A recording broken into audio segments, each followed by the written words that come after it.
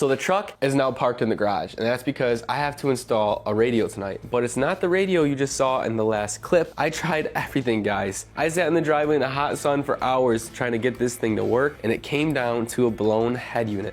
This does not work. I was like, how could this thing not work? It's a custom auto sound radio, like they're super popular, but I actually bought a power supply off of Amazon to test if that actually turns on and works with proper power. I thought maybe something was wrong with the truck, and it didn't. And actually, I'm super happy because Haudio reached out to me and they sent me a new unit to put in the truck.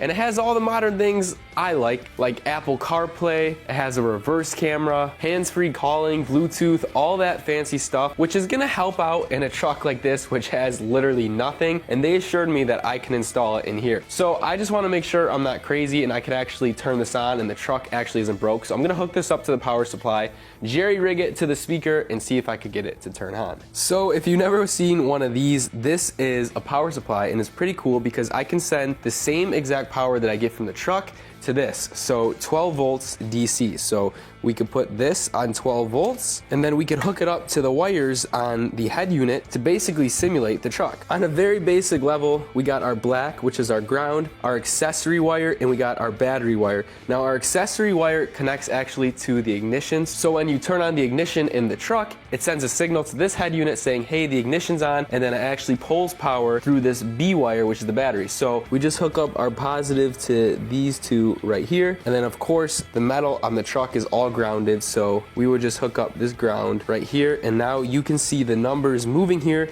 saying that it is pulling power. So hypothetically, if I turn this head unit over right now, it should be on, and it is on. So we know this one actually works.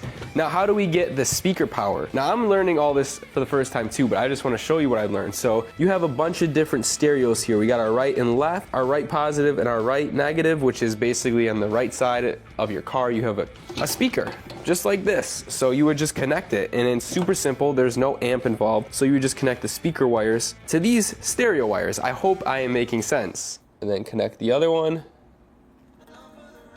And just like that, you can hear the music playing already, but I'm gonna keep talking so I don't get copyrighted. But you definitely can hear that. Now let's see what the head unit looks like.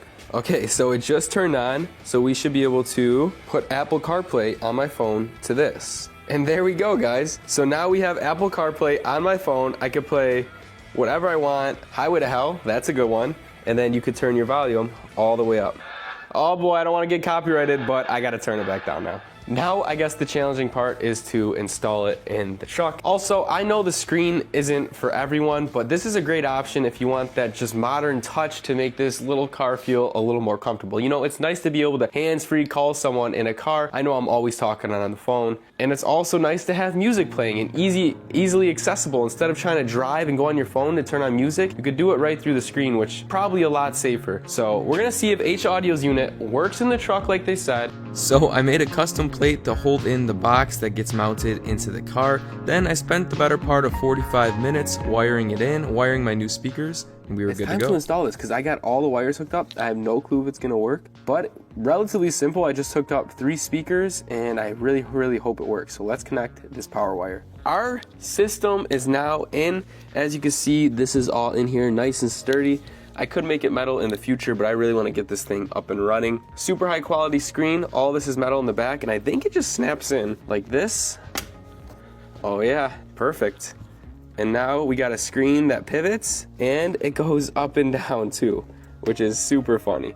But I think I like it like this. Now, hypothetically, if I did everything right, if not, I'm gonna cry and I'm gonna leave it in the video. But if I turn the key, this should go on. Yes! It's going on, ladies and gentlemen. Let's go. What a good feeling. What a good feeling.